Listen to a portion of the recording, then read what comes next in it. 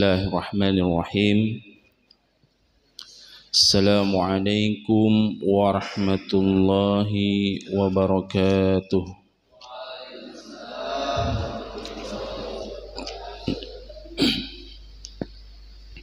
Innal hamdalillah nahmaduhu wa nashkuruhu ala kulli ni'amihil wafirah. Wa huwa Allah azza wa jalla alladhi khalaqal insana khalifatan fil ardi wa ja'alal qur'ana kitaban mubina wa arsala nabiyyuna Muhammadan nabiyya wa rasula. Assalatu wassalamu ala habibina al-mustafa sayyiduna Muhammad sallallahu alaihi wasallam wa ala alihi wa sahbihi ajma'in, amma ba'du. Ibadallah, jamaah sekalian yang kami hormati, pengurus DKM Masjid Al-Huda, wabil khusus jamaah salat subuh yang Allah rahmati. Marilah kita sama-sama ucapkan rasa syukur kita kepada Allah Subhanahu wa ta'ala ala kulli ni'amihil wafirah wa bi'idhnihi wa rahmatihi, dengan izinnya dan rahmatnya kita bisa menghirup udara yang segar di pagi hari ini. Bahkan kita bisa tepat waktu untuk menunaikan ibadah salat subuh berjamaah fi waqtin farah wa fi waqtin musibah. Nahnu nahtaju as-sabr, dalam keadaan senang, dalam keadaan musibah kita membutuhkan kesabaran.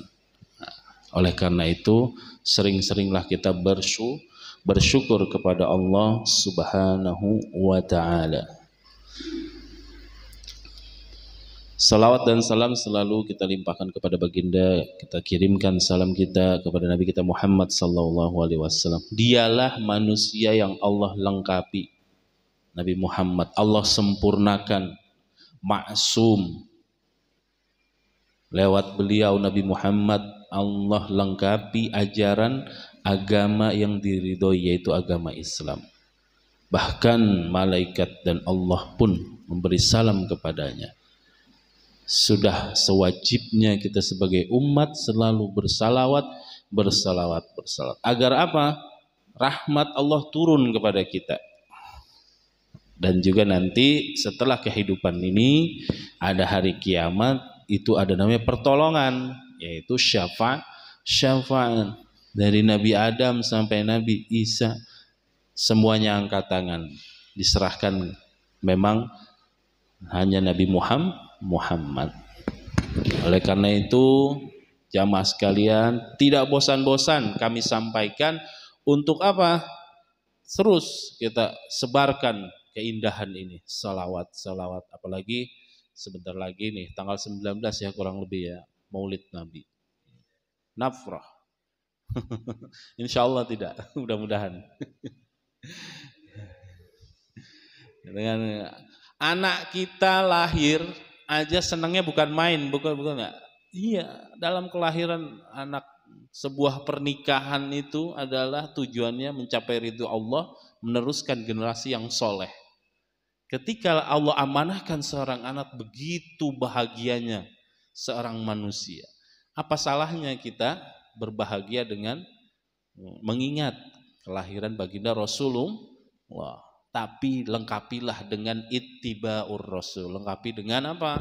Mengikuti sunnah-sunnahnya, ajaran-ajarannya. Dan juga salah satunya kita duduk di majelis ilmi, sudah masuk tahun kedua lebih ya, sejak sebelum pandemi, kita belajar tentang tarikh, sirah, perjalanan hidup baginda Rasulullah. Sekarang sudah sampai halaman 232, tanpa terasa. Kalau baca sendiri Bapak Ibu ini kayaknya pasti jenuh.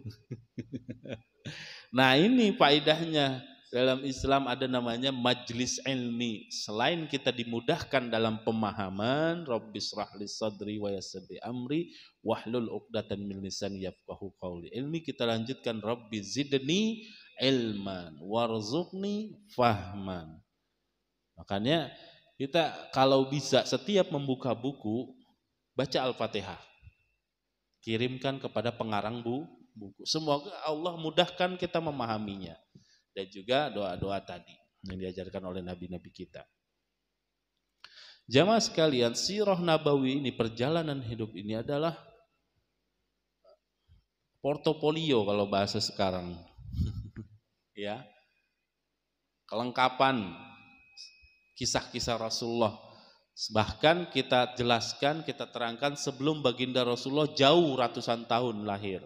Dari awal muasal kita terangkan dulu apa? Kisah Nabi Ibrahim dulu kan, pencarian Tuhan. Terus sampai ke Mekah. Terus bagaimana asal muasal itu air Zam-Zam. Nah, terus lagi kita kilas balik. Ingat enggak siapa itu kakek Nabi Muhammad? Ya kan, nama aslinya siapa? Abdul Muthalib. Masih ingat enggak nama aslinya kan? Dulu kan udah pernah kita sampaikan. Dan juga pernah suatu ketika air Zam-Zam hilang dari peredaran. Nah, pernah kan kita sampaikan? Itu kan kalau kita tidak membaca sirah, kita nggak tahu. Kalau kita tidak duduk di majelis ilmi, bahkan tahu kapannya butuh waktu yang lama. Alhamdulillah dengan kita duduk di sini, mendapat ilmu, dan juga malaikat berada di sekeliling kita mengaminkan doa-doa kita. Oleh karena itu Bapak Ibu sekalian, di sela-sela majelis ilmi ini, dalam keadaan ada yang ngantuk berdoa. Karena ada malaikat di sekitar kita, kalau kita niatkan ikhlas lillahi ta'ala, malaikat mengaminkan doa kita. Doa yang kita baca aja, kita mohonkan Allah kabulkan, apalagi ini dengan bantuan malaikat. Amin, diaminkan, kabulkanlah ya Allah doa hambamu ini. Seperti itu. Masyarul muslimin rahimakumullah, jamaah salat subuh yang dirahmati Allah Subhanahu wa taala, kita masuk ke fase perang Badar. Perang Badar Kubro. Bagaimana strategi Rasulullah di sini kita akan lihat. Kita kilas balik pertemuan sebelumnya, bahwa sebelum perang Badar ini terjadi ada perang-perang kecil. Tapi bukan tujuannya perang baku hantam dengan senjata. Baginda Rasulullah menyiapkan hanya beberapa sahabat untuk apa? Menghadang, jazakumullah khairan katsiran. Untuk menghadang apa? Para pedagang kaum kafir Quraisy yang dari Mekah ke Syam. Ingat ya, Syam ada Yordan, Palestina, Lebanon dan sekitarnya, dan itu lewat Madinah rutenya. Kan Nabi Muhammad sudah membuka kota baru. Mereka kaum muhajirin, orang-orang yang telah beriman kepada Allah dan Rasulnya di ahli Mekah, disebut muhajirin. Dia pindah ke Madinah, meninggalkan hartanya, keluarganya dan jabatannya. Jadi tangan kosong. Zero to zero lagi, mulai dari nol lagi. Seperti yang kemarin kami sampaikan, itu Abdurrahman bin Auf, begitu kayanya dia tinggalkan. Saya sampaikan, saya sempurnakan bagaimana kisah masuknya Abdurrahman. Beliau masuk setelah 2 hari Abu Bakar beriman, dan itu atas jasa-jasanya Abu Bakar. Tahun bulan lalu ditanyakan ya. Jadi termasuk minal awwalin, orang as-sabiqunal awwalin, orang-orang yang terdahulu yang dijamin masuk surga. Karena para muhajirin pindah ke Madinah, mereka dengan tangan kosong, meninggalkan hartanya, bahkan keluarganya, jabatannya. Nabi Muhammad dengan wahyu Allah diperintahkan, ya, ambil hak kalian. Akhirnya setiap kafilah dagang dari Mekah, orang kafir Quraisy itu ke Syam mau lewat Madinah selalu dijegat dan tidak berhasil. Ada namanya perang-perang kecil, ada Abwa, ya kan, Dzul Ushrah. Terus banyak di sini yang perang-perang kecil sebelum perang Badar. Kita lihat di situ ya, ada Abwa dan juga berbagai perang yang kecil yang lain. Nah, jamaah sekalian, Kita lanjutkan di sini. Bulan lalu kita sampaikan juga pada tahun pertama Hijriah di situ banyak beberapa kejadian. Wafatnya As'ad bin Zurarah, ya kan? Yang pertama kali mengadakan sholat Jumat, ingat semuanya, nah, ya kan? Nah, di situ turun wahyu, jumlah sholat rokaatnya itu di Madinah. Nah, kalau makanya ada ayat Makkah dan Madinah. Itu merupakan ayat-ayat Makkiyah itu lebih banyak porsinya tentang akidah, keimanan kepada Allah. Ayat-ayat Madaniyah itu tentang hukum fikih. Terbukti di sini. Tahun pertama hijrah, ketika Nabi Muhammad di Madinah, turunlah jumlah rakaat. Ketika masih di Mekah berapa Pak? Salatnya 2 rakaat. Mau maghrib, mau isya 2 rakaat, mau asar, mau zuhur 2 rakaat. Ketika di Madinah barulah turunlah wahyu dengan jumlah rakaatnya. Dan juga ketika di Madinah Nabi Muhammad menikah dengan Aisyah dan selebihnya. Banyak di sini ya. Di sini ada berapa poin, semoga masih ingat, dan juga disempurnakannya tentang tanda-tanda masuknya sholat, yaitu azan. Ya, jadi waktu di Mekah belum ada azannya, di Madinah tahun Hijriah. Nah, dalam sebelum perang Badar ini, di situ ada perang-perang kecil, perang Abwa, Siful Bahar, perang Dzul Usyairah, semuanya gagal. Dan dia misinya hanya untuk merampas barang dagangan, bukan membunuh dalam perang baku hantam, bukan. Nah, sekarang perang Badar Kubro, latar belakangnya pertama jamaah sekalian, latar belakangnya apa dulu? Ya, kafilah dagang itu pasti berangkat dari Mekah menuju Syam. Untuk yang sekarang ini dipimpin oleh Abu Sofyan, ya.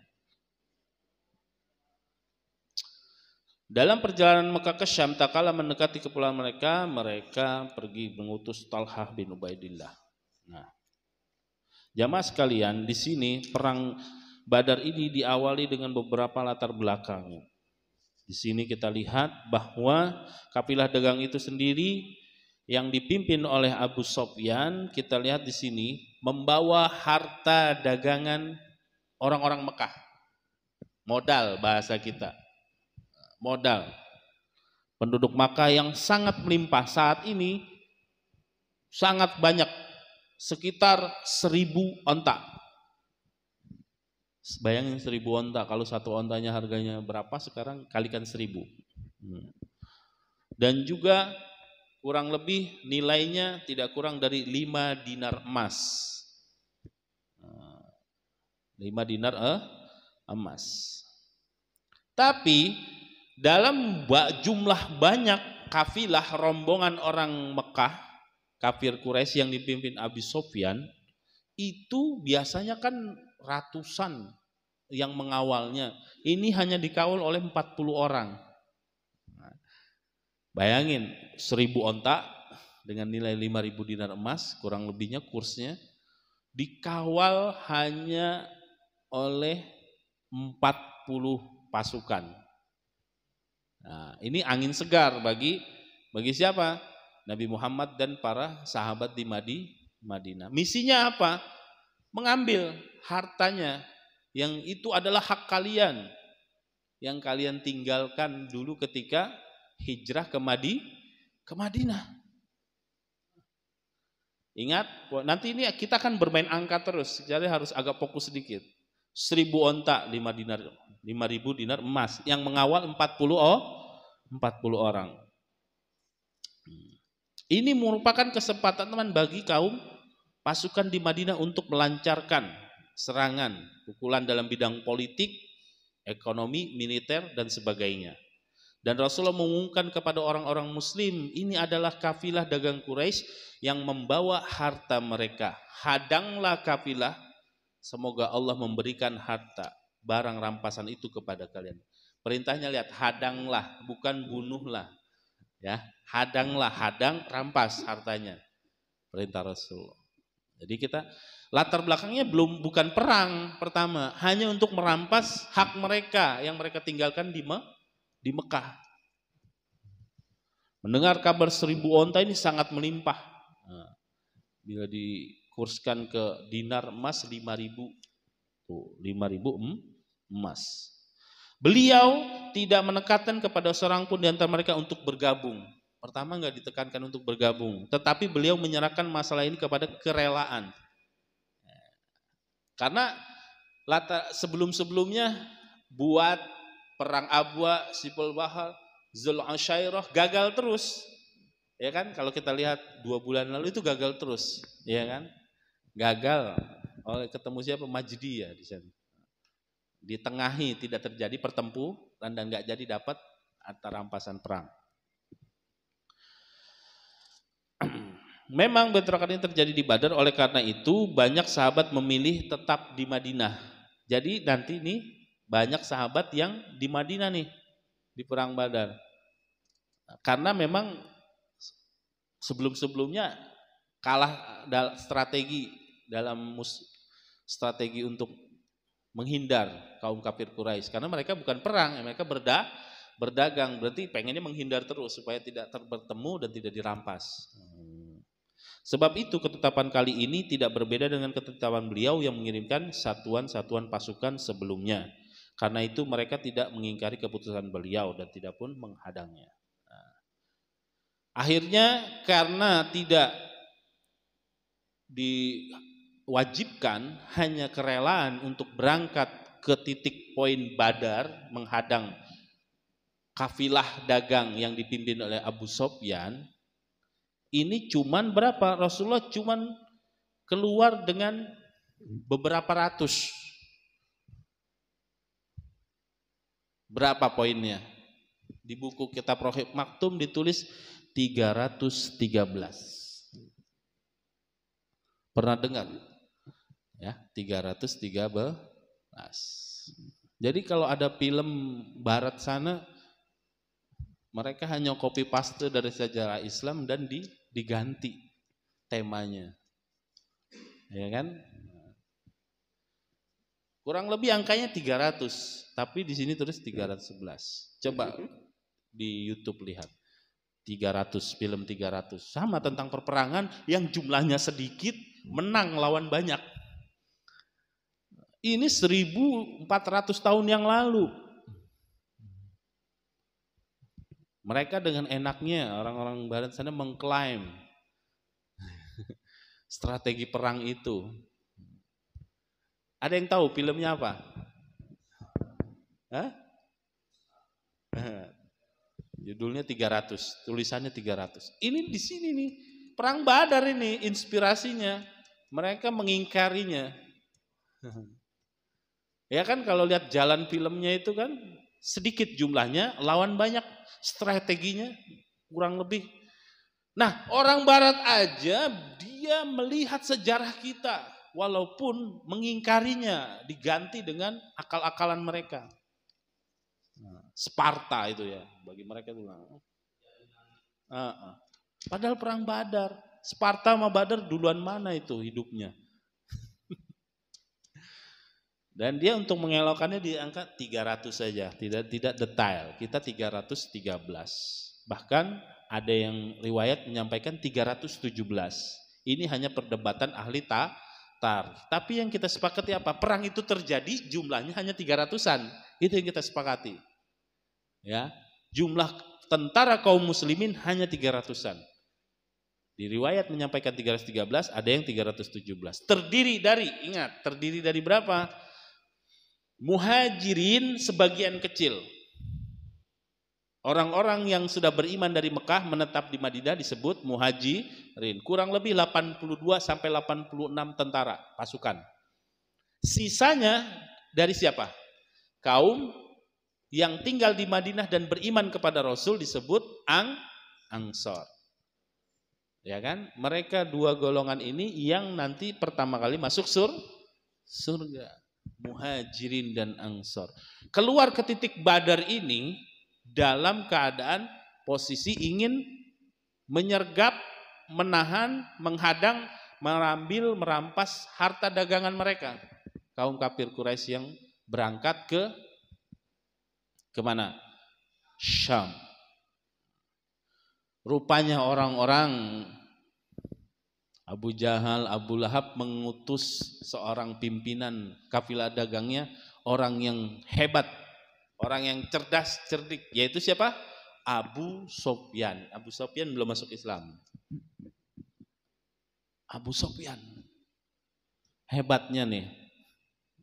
Nabi Muhammad sebelum menuju titik Badar mengutus, ya, mengutus siapa? Mengutus dua utusan. Ya. Kemana titik-titiknya? Misalnya di sini titik poin Badar, ya. Di sini Madinah, sini Mekah. Mereka menuju ke Syam di sana, lewatin ini Madinah. Nah, untuk menyergapnya di sini, mengutus sebelum berangkat ke Badar ini, Nabi Muhammad mengutus 2 orang. Biasa, seperti biasa diutus dulu untuk apa? Melihat situasi dan kondisi dan mengabarkannya. Itulah salah satu strateginya. Seperti itu, ya. Kita ulangi lagi, Rasulullah mengadakan persiapan untuk keluar menuju Badar ini hanya 313 atau 317, terdiri dari 86 muhajirin yang kurang lebih dari kabilah Aus, 170 dari Khazraj. Mereka tidak mengadakan pertemuan khusus, tidak pula membawa perlengkapan banyak. Karena apa? Tujuannya bukan perang untuk baku hantam, tapi untuk menghadang, mengambil harta. Nah, begal, kalau itu nggak boleh dibilang begal itu kaum muslimin. Karena ini perintah Allah, itu hak mereka. Ya. Bahkan di sini diceritakan kudanya pun cuma 2 ekor. Kuda untuk berangkat dari 300 orang itu cuma 2 ekor. Punya Zubair bin Awam dan Mikdad al-Aswad. Nah, sedangkan ontanya hanya 70 ekor. 1 ekor dinaiki 3 orang. Bayangin, 1 ekor dinaiki 3 orang. Nah, jangan kita bayangkan kondisi tubuh kita seperti ini. Bayangkan kondisi fisik orang Arab dulu. Ya, kalau 3 orang Indonesia santuy, nggak apa-apa itu onta. Jadi ganti-gantian tuh ontanya, dibagi-bagi. Nah, naiknya 3 orang, 2 orang, itu saking berjuangnya. Nah, sebelum menuju ke titik poin Badar untuk menghadang kafilah Abu Sofyan atau orang kafir Quraisy membawa barang dagangannya, Nabi Muhammad menunjuk Abi Makhtum untuk mewakilinya di Madinah. Karena di Madinah harus tetap berjalan, ya, syariatnya, dakwahnya. Menjadi wakil di Madinah, namun setibanya di Ar-Rauha, pengangkatan Ibnu Ummu Maktum sebagai wakil menggantikan Madinah ini disanggah Abu Lubabah. Nah, jadi digantilah intinya. Jadi politik itu udah ada dari zaman dulu. Yang ditunjuk oleh Nabi Ibnu Ummi Maktum ketika Rasul sudah berangkat menuju Badar, Abu Lubabah menggantikannya. Udah saya aja, singkat cerita gitu, panjang kalau dipanjang. Nah. Pasukan Islam bergerak ke Badar. Nah, bergerak nih pasukan Islam menuju Badar. Tempat lembah di situ, ya. Bukit-bukit. Poin. Checkpoint kalau kita di tengah-tengah gitu. Tanpa rasa gentar sedikitpun Rasulullah berangkat dari jantung Madinah bersama pasukan berjalan melewati jalur pokok menuju Mekah hingga tiba di sumur Ar-Rauha. Nah, jadi ada mata air sebelum nyampe ke poin Badar itu. Nah, ini misalnya Badar, di sini ada sebelum nyampe ada sumur mata air namanya Ar-Rauha. Di sana, ya. Di sini beliau tidak mengambil jalan kiri menuju Mekah, justru beliau mengambil jalan arah kanan menuju Badar. Beliau melewati Rahakan, tiba di As-Safra. Di sana beliau mengirim Bas bin Amr dan Adi bin Abu Za'za al-Jauhan agar pergi ke Badar untuk mencari berita tentang kafilah dagang Quraisy. Jadi strateginya mengutus 2 orang Nabi Muhammad menuju Badar. Nabi Muhammad berhenti di sumur Ar-Rauha, lewat, langsung mengutus 2 orang sampai. Sebelum ke poin lembah Badar ini, Nabi Muhammad mengutus 2 orang untuk melihat situasi kondisi sampai berhenti di mata air tempat bermukimnya Majdi namanya. Majdi. Di sana 2 utusan Rasulullah, seorang sahabat itu dengan berangkat dengan onta hanya minum di mata air tersebut, lihat-lihat situasi kondisi keliling, minum, dan ontanya ba'iratan. Maksudnya buang hajat di tempat itu. Buang hajat di tempat itu. Setelah itu melihat kondisi sepi, balik. 2 utusan Rasulullah balik. Setibanya 2 utusan Rasulullah tersebut kembali ke pasukan Nabi Muhammad, datanglah Abu Sofyan dan 2 bersama utusannya lagi ke situ. Nah, jadi strateginya sama-sama dari Mekah ya kan? Strateginya sama. Abu Sofyan sangat waspada. Jadi sebelum nyampe ke titik tadi itu tempatnya Majdi, dia ngutus 2 orang bersama Abu Sofyan juga datang. Tanya kepada Majdi, hal angkarta syai'an, katanya. Kamu ngelihat mencurigai enggak?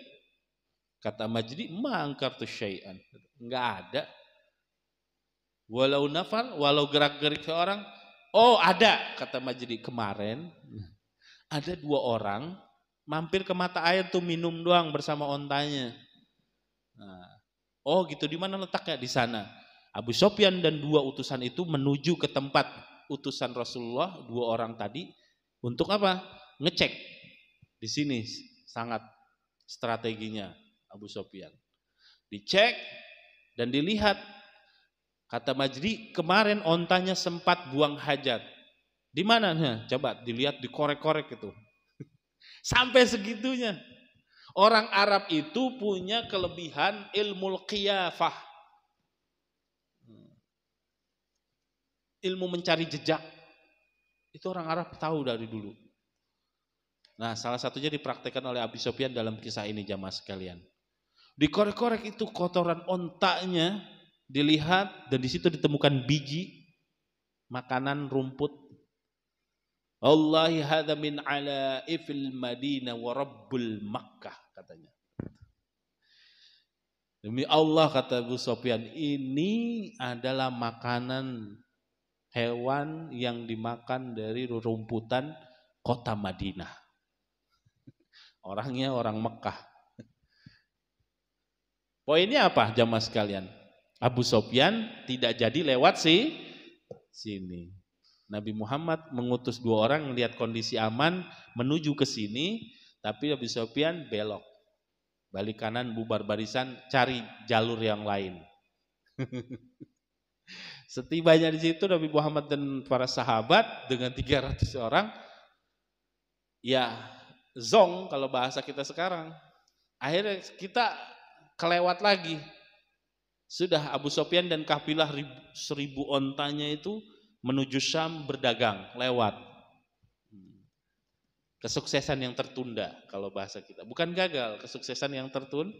Ya sudah, balik mereka ke Madinah. Berjalan, beriringnya waktu.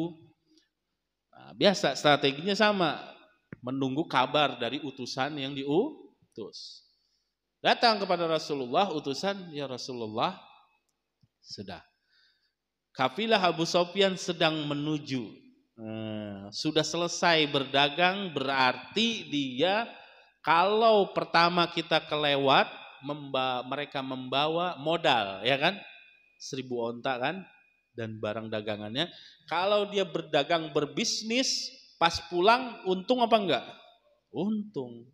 Berarti modal dan keuntungan lebih banyak lagi. Langsung dikumpulkan lagi oleh Rasulullah. Dikumpulkan lagi. Menuju ke poin Badar lagi.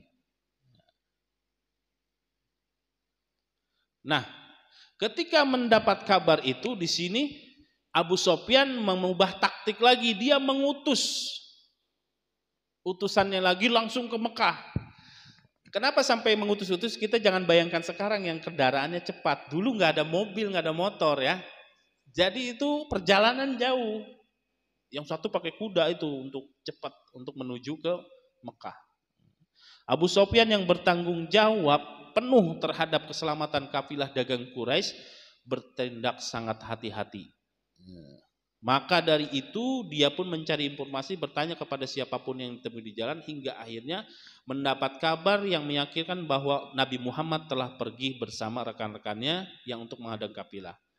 Pada saat itu kan sudah pergi, pas balik ada kabar lagi, pasti bakal dijegat lagi, ya kan? Nah, pada saat itu Abu Sufyan mengutus Domdom bin Amr al-Ghifari untuk ke Mekah. Ini Domdom namanya. Namanya lucu ya. Domdom bin Amr al-Ghifari orangnya provokator. Nah, Abu Sufyan, Domdom, idhab ila Makkah, pergi ke Mekah minta bantuan. Kita waktu berangkat masih lolos, pulang belum tentu. Cepat. Wah, itu ngebut, sebelum nyampe ke Mekah itu dia robekin tuh bajunya. Bobekin, itu ontanya hidungnya ditebas, dilukain, diacak-acak tubuhnya seakan-akan benar-benar dalam keadaan mengkhawatirkan.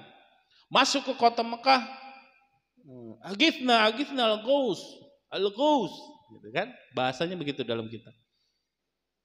Tolong, nah gitu maksudnya. Ada apa? Semua berkumpul tuh kaum kafir Quraisy, Abu Lahab, Abu Jahal, kan yang dipimpin kafilah dagangnya cuma nama Abu Sufyan. Wallahi Muhammad wa ashabuhu, dia musuh kalian nih katanya. Nabi Muhammad dan para sahabatnya akan menghadang kafilah dagang yang sudah dalam keadaan untung. Sudah pulang. Akan merebut harta kalian dan habislah semua modal dan keuntungan kalian. Pada saat itu semuanya serentak jamaah sekalian. Abu Jahal dan para semua laki-laki di penduduk Mekah berdiri dan berangkat menuju Badar. Kenapa? Ancamannya harta mereka, modal dan keuntungan bakal hilang nih. Berangkat. Kurang lebih berapa? 1.300 pasukan.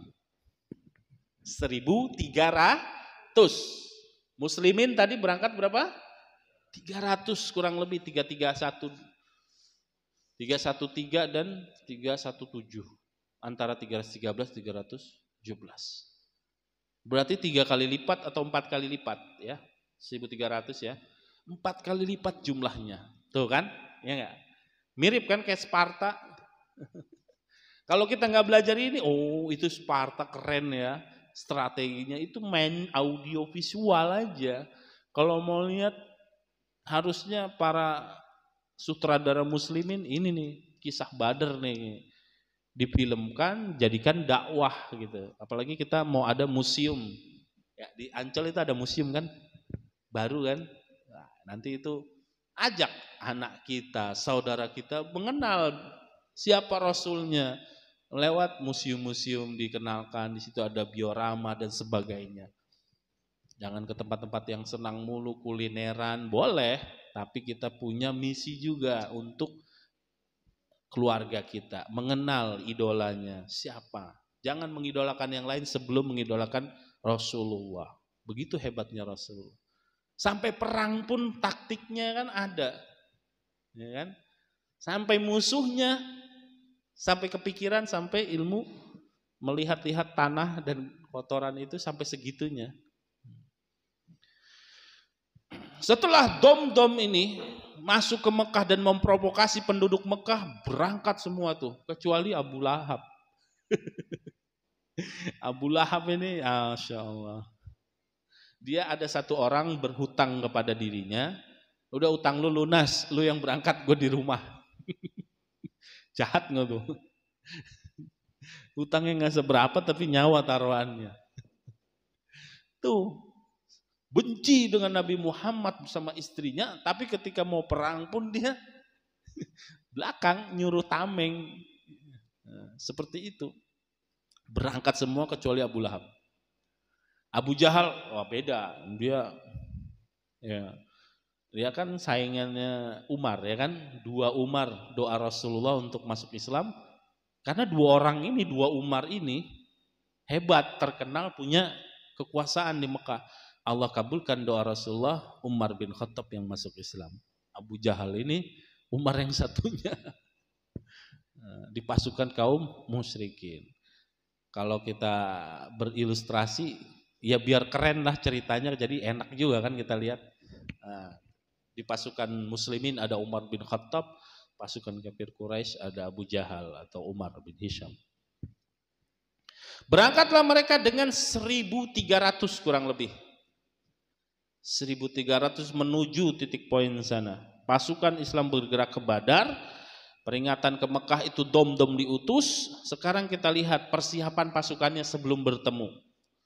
Seketika itu bersiap-siap mereka, apakah Nabi Muhammad dan rekan-rekannya seperti kafilah Ibnu Al-Hadrami.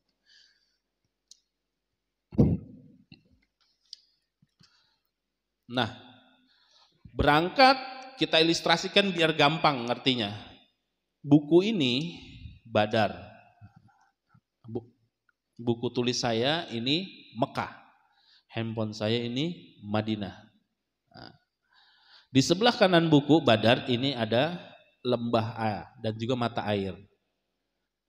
Kaum muslimin sampai ke sini, kaum Quraisy sampai ke sini.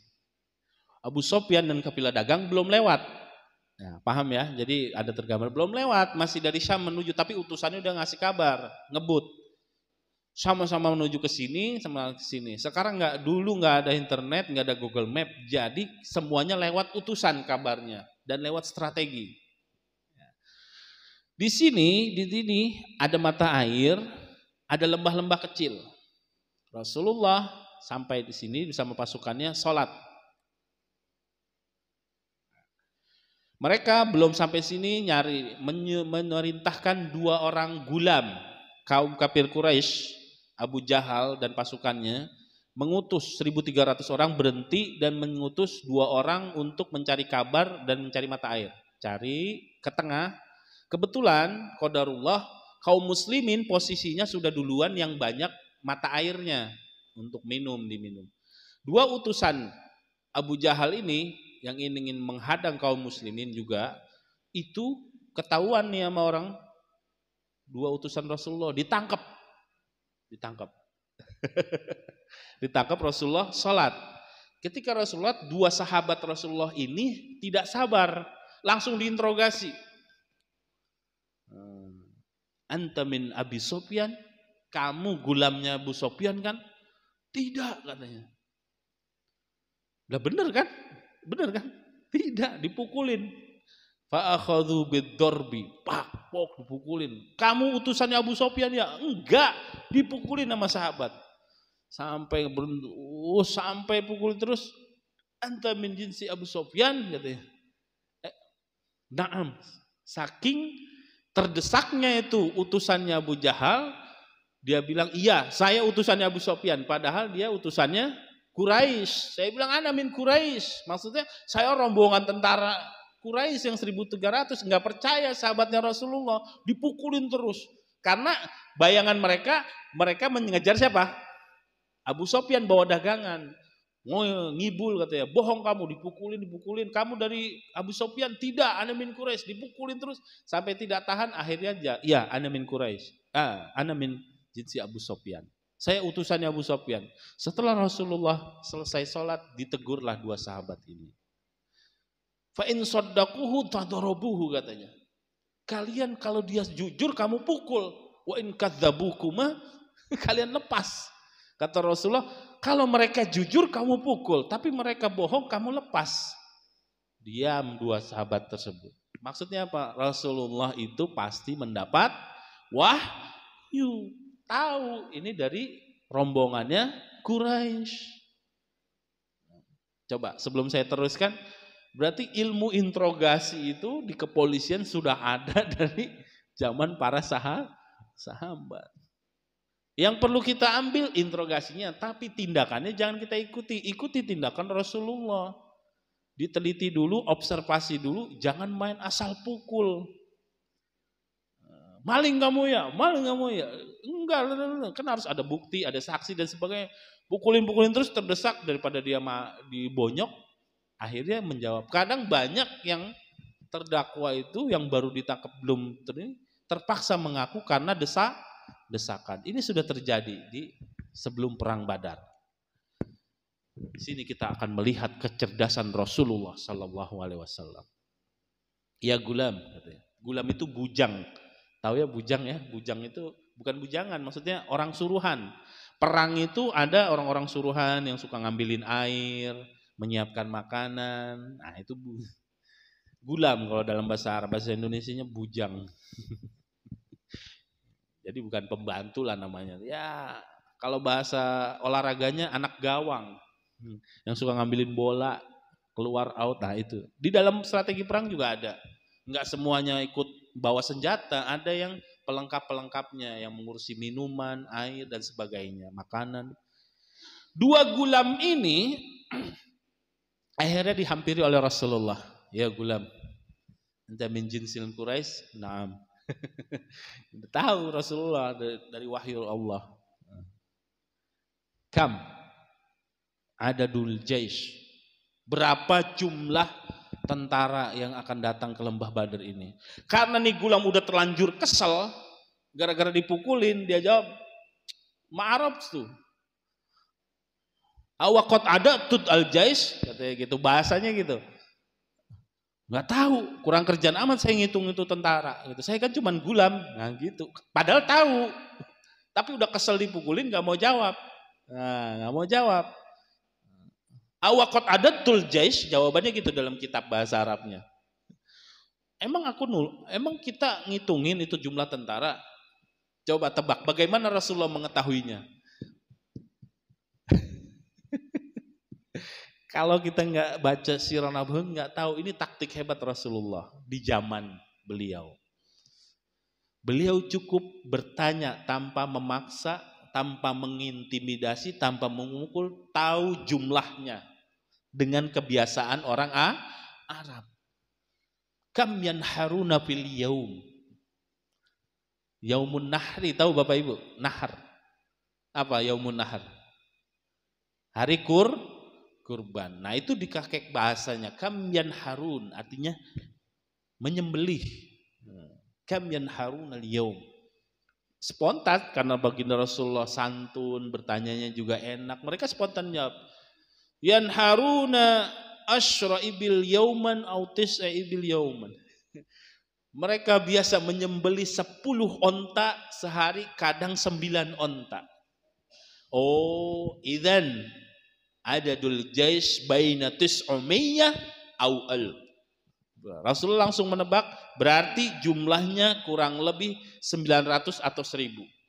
Timbul pertanyaan, ya kan? Tadi yang berangkat berapa? Ketika Dom-Dom memprovokasi ke Mekah, woi, itu harta kalian mau dihadang, berangkat semua dengan tentara berapa? Masih ingat? 1.300. 1.300. Ketika Abu Sufyan sudah lolos dari pencegatan pertama, dia mengirim utusan supaya bantuan, tapi disitulah bijaknya Abu Sufyan juga. Dikirim lagi utusannya,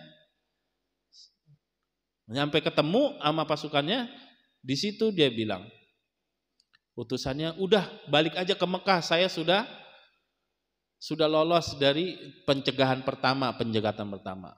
Di situ berdebat kaum kafir Quraisy. Ada namanya Akhnas. Akhnas ini ketua rombongan juga dari satu kaum. Ya udah sih, utusan Abu Sufyan kan udah bilang mereka udah lolos dari pencegatan perangkap Muhammad. Yuk balik. Abu Jahal, la. Hatta wasolnal Badar wa nukimu thalathan wa nahnaharu al-ibl wa nughanni mughannikum hatta ya'lamul Arab biquwwatina. Tuh sombongnya Abu Jahal, udah diperingati.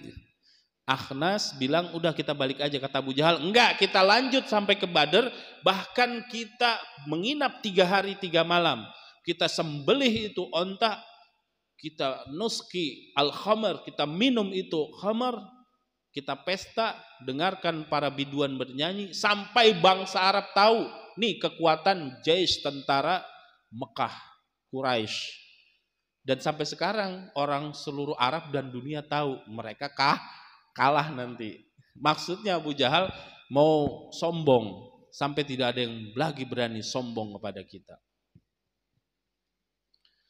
Jamaah sekalian, di perang Badar ini benar-benar kita akan lihat perjuangannya Rasulullah dan juga perjuangannya Abu Jahal ini. Ada satu orang namanya Akhnas ini, dia bilang udah kita balik. Akhnas dan kaumnya balik, kabilahnya. Kurang lebih 300. Ini kilas baliknya. Jadi pasukannya Abu Jahal, kaum kafir Quraisy, berapa? 1.000 yang 300-nya balik. Karena dia mengikuti arahannya Abu Sufyan, balik. Kalau semuanya ngikutin nggak jadi kan perang Badar. Karena keangkuhan dan kesombongannya Abu Jahal dan para pasukan yang lain, mereka terus menuju Badar, bahkan mereka berpesta menyembelih. Jadi hari pertama nyembelih berapa? 9 atau 10? 2 bujang tadi, 2 gulam tadi menyebutkan sesuai yang mereka lihat. Disitulah, karena perang itu dia butuh amunisi, makan, minum. Mereka menyembelih onta 10 atau 9. Sembelih, ketika ketangkap tuh 2 utusan kaum kafir Quraisy, diinterogasi, ditanya oleh Rasulullah, kam yanharun yanharuna yauman tis'an atau yauman asyran. Idzan qala Rasulullah adadul jaish alaf. Jadi Rasulullah menjawab berarti jumlah tentara Quraisy antara 900 dan 1000. Berarti satu onta untuk 100 orang makan. Begitu logikanya. Di sini taktik dan kecerdikan Rasulullah. Tidak mengikuti hawa nafsunya. Udah ketangkap tuh maling misalnya, ada yang berbuat, jangan keburu-buru dihakimin. Interogasi dulu, tanya, apalagi kita punya polisi, serahkan ke polisi. Ya kan? Seperti itu. Itu yang diajarkan oleh Rasulullah. Dengan itu jadi bijak dan Allah turunkan kemenangan. Nah, disinilah yang sesuai dengan Al-Quran. Kam min fi'atin qalilatin ghalabat fi'atan. Berapa banyak kelompok kecil menang dengan lawan kelompok banyak. Jadi ketauhidan yang perlu kita tanamkan, kemenangan itu bukan jumlah kita. Kemenangan itu bukan seberapa canggihnya, kerennya teknologi. Kemenangan itu ada di hati kita, keimanan kita, kekuatan kita, percaya kita, keyakinan kita kepada Allah. Itu baru kemenangan yang hakiki, itu yang kita tanamkan. Apapun itu. Ini perang. Kita banyak perang pemikiran, ya kan? Kita masuki anak kita jangan sampai perang ketika ujian yang PNS dan sebagainya, harus yakin sama Allah. Mau ujian, mau kerja, mau lama, mau berdagang, jangan meyakini karena banyaknya pelanggan, tapi kita yakini kepada Allah. Allah turunkan rahmatnya, Allah gerakkan hati-hati para pembelanja untuk belanja di barang dagangan bisnis kita. Begitu, itu kemenangan yang hakiki. Dan ini yang diajarkan oleh Rasulullah.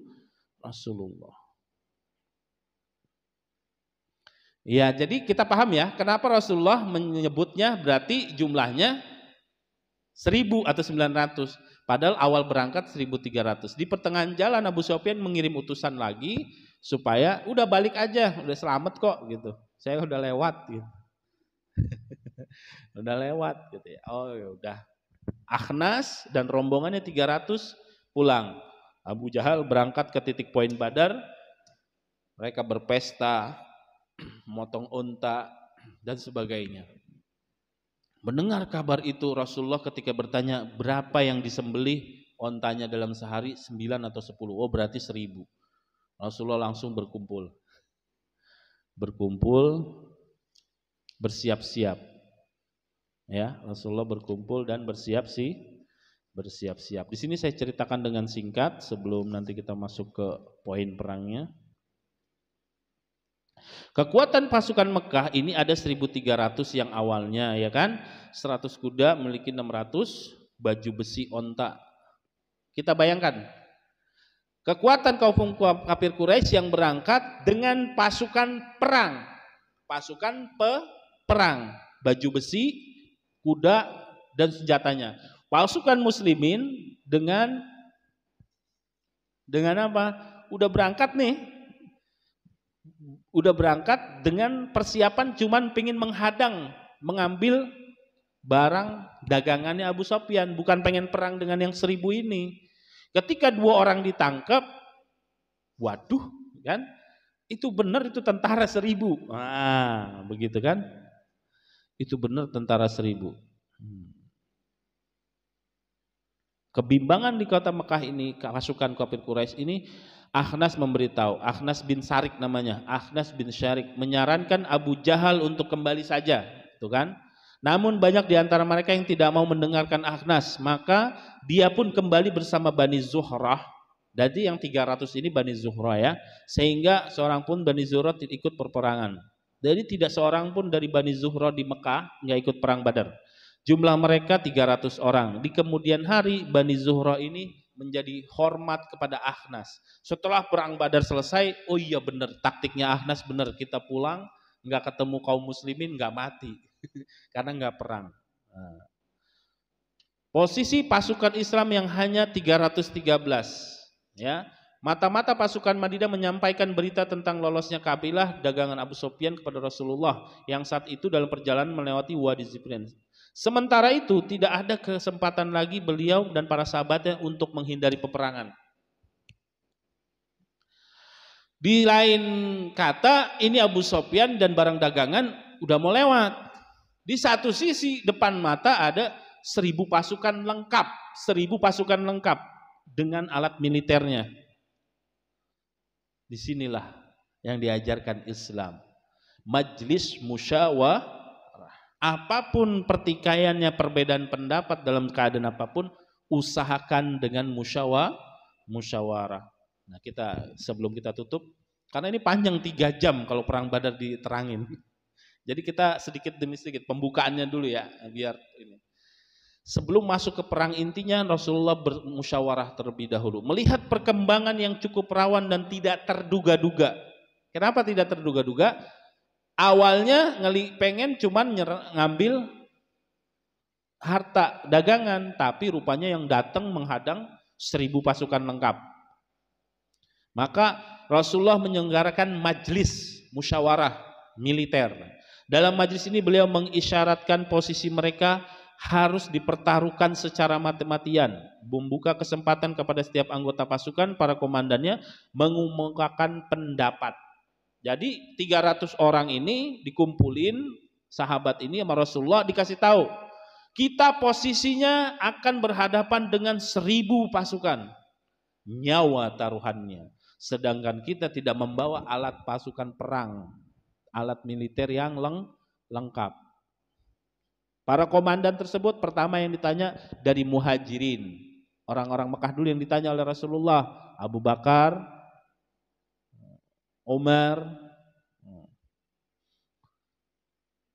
dan Umar bin Khattab dan Al-Miqdad berdiri berkata, wahai Rasulullah, majulah terus, perlihatkanlah Allah kepada engkau, seperti diperlihatkan Allah kepada engkau, kami akan bersama engkau. Demi Allah kami tidak akan berkata apapun engkau sebagaimana Bani Israel berkata kepada Musa. Ingat gak?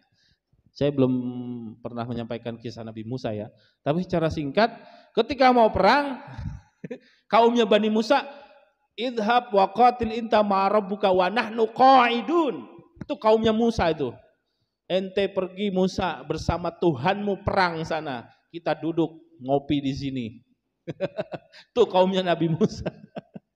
Tapi Abu Bakar, Umar dan Miqdad, idhab wa qatil ma'rabbuka wa nahnu ma'ak.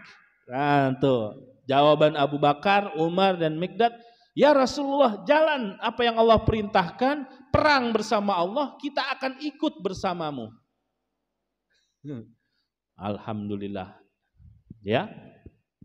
Tetapi pergilah engkau bersama Rabbmu. Maka Abu Bakar, Umar dan Mikdad berkata, pergilah engkau bersama Rabbmu lalu berperanglah kalian berdua, sungguh kami akan bersamamu.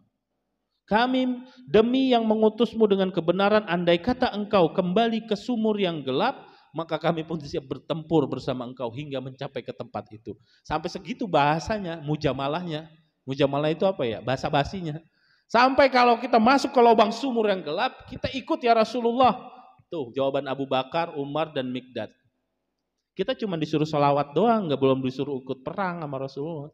Ikut sholawat, baca sholawat, membaca sirahnya, belum disuruh ikut perang. Bagus, thayyib kata sabda Rasulullah mendoakan Mikdad dan para sahabatnya. Itulah pendapat yang disampaikan 3 komandan pasukan muhajirin. Jadi belum perang nih, masih di lembah itu setelah menangkap 2 utusan tadi. 2 utusan kaum kafir Quraisy ditangkap, berarti ada 1000 di sana. Bagaimana tahu 1000-nya? Dengan pertanyaan tadi kan, berapa nyembelih onta sehari? 9 atau 10. 1 onta kali 100 pasukan. Itu kebiasaan perang orang-orang kafir Quraisy di bangsa Arab. Buat persediaan makannya, berarti Rasulullah menebak-nebak ini antara 900 dan 1000. Langsung kan? Karena sudah tertanam keimanan dan ketakwaan di kaum muslimin, sehingga ketika beliau bertanya, jawaban para komandannya, berangkat ya Rasulullah, berperang bersama Tuhan. Kami akan ikut bersamamu. Bahkan sampai kemanapun kami akan ikuti untuk menggapai ridho Allah. Rasulullah tetap masih dalam keadaan mukanya murung, diceritakan masih belum legowo, belum cerah, belum ceria masih. Kenapa coba? Kenapa? Karena yang ditanya baru muhajirin, dari 313 hanya 86 loh pasukan muslimin yang dari muhajirin, sisanya dari ahlul Madinah, Ansor. Sisanya Ansor ya, ingat. Kita ingat, salah satu strategi Rasulullah membangun kota Madinah setelah masjid, mempersaudarakan, apalagi membuat peraturan, yaitu baiat, ya kan? Piagam Madinah bulan lalu sudah saya sampaikan. Dalam piagam baiat itu isinya salah satunya orang-orang kaum muslimin dari Ansor wajib membela Islam di dalam Madinah, bukan di luar kota Madinah. Nah, itu yang membuat Rasulullah murung.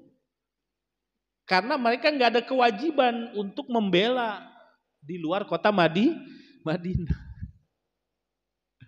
Di situ akhirnya melalui wahyu Rasulullah menyampaikan, tolong ungkapkan pendapat kalian dari kaum Ansor.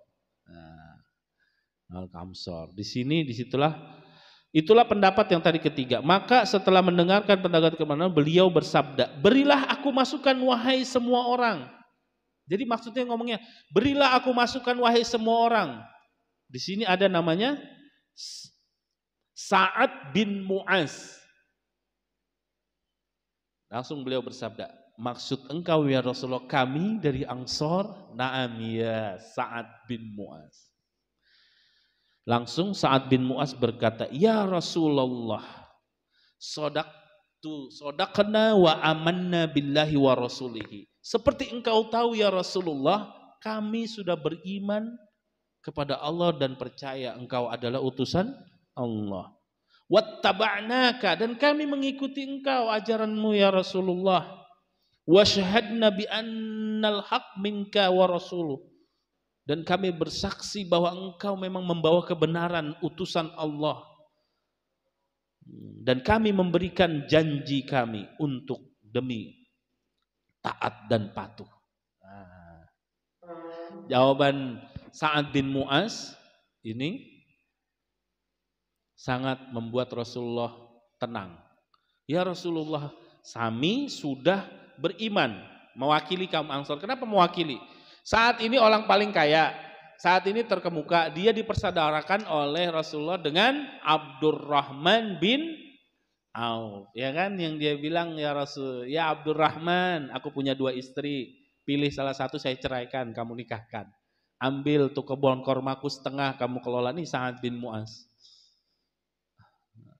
Dia bilang kepada Rasulullah, kami mewakili kaum Ansor, kita sudah beriman, bertakwa.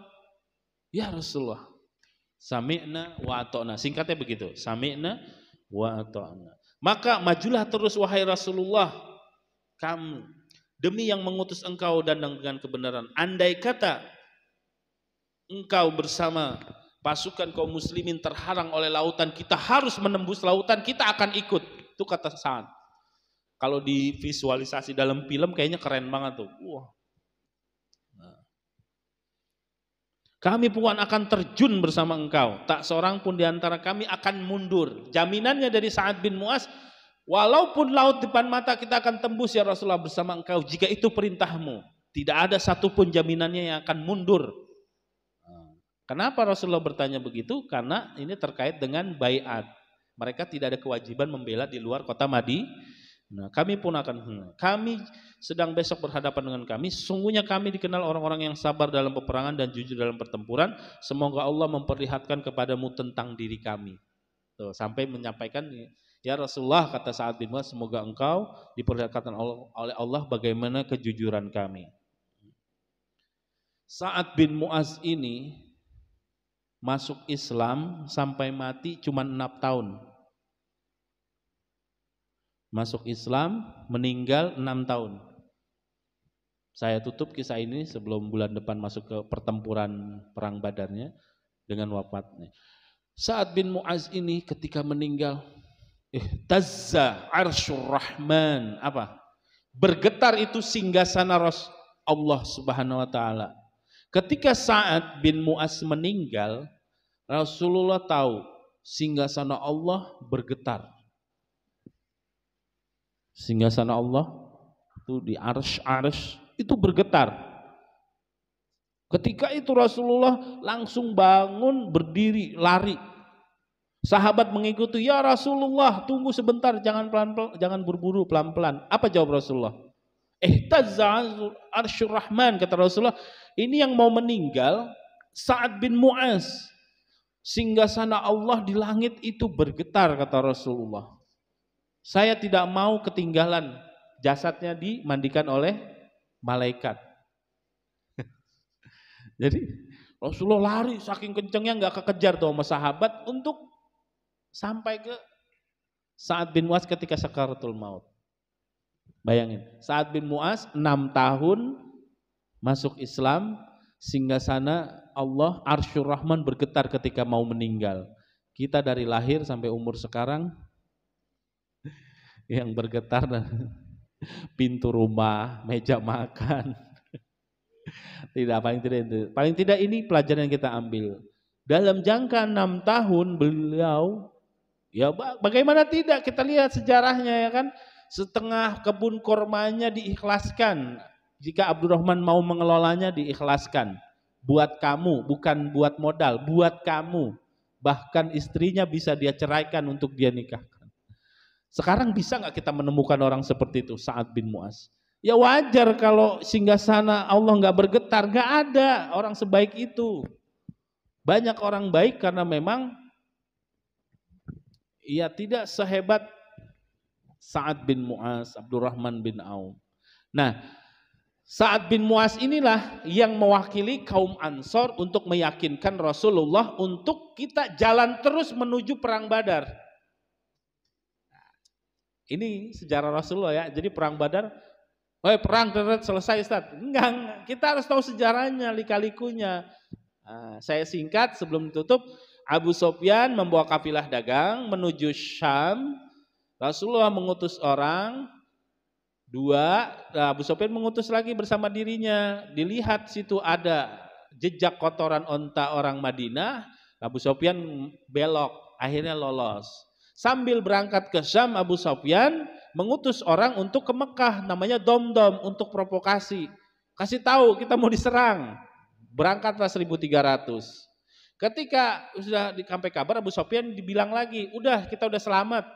Udah aja balik, nggak usah menuju Badar. Abu Jahal nggak terima, tapi Akhnas bersama kaumnya balik 300. Jadi yang dihadapi hanya 1000.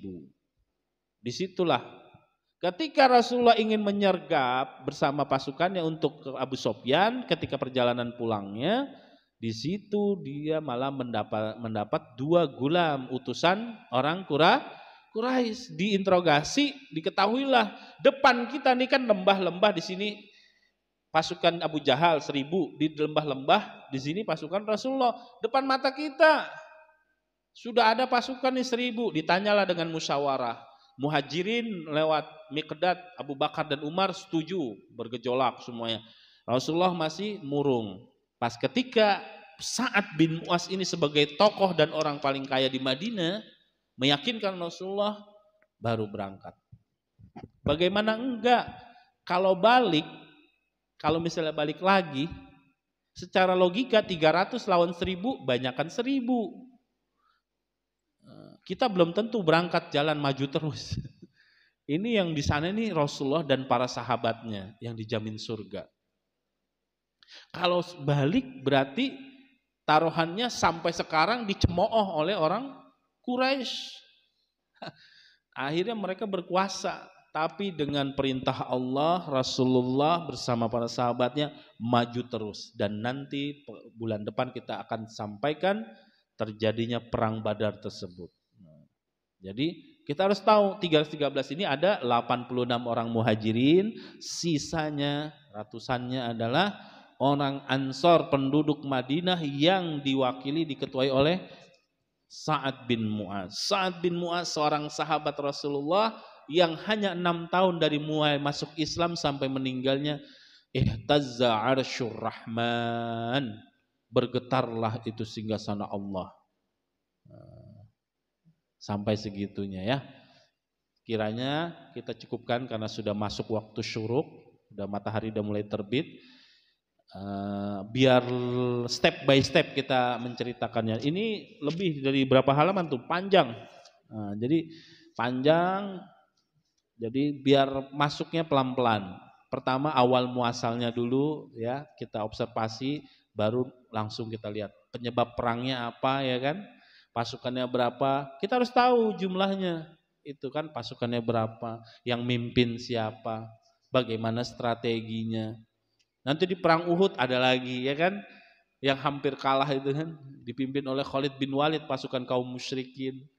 Yang sampai sekarang itu Khalid bin Walid, strateginya begitu hebatnya, bisa mengacaukan pasukan muslimin. Jadi sebenarnya orang-orang Mekah itu hebat-hebat. Cuman hatinya belum terbuka, mereka yang tidak beriman. Jazakumullah khairan kasiran, semoga bermanfaat. Pembukaan dari awal muasalnya perang Badar ini semoga menambah keilmuan dan keyakinan kita kepada Rasulullah dan Allah juga. Kita semakin taat dan semakin mengagumi baginda Rasulullah.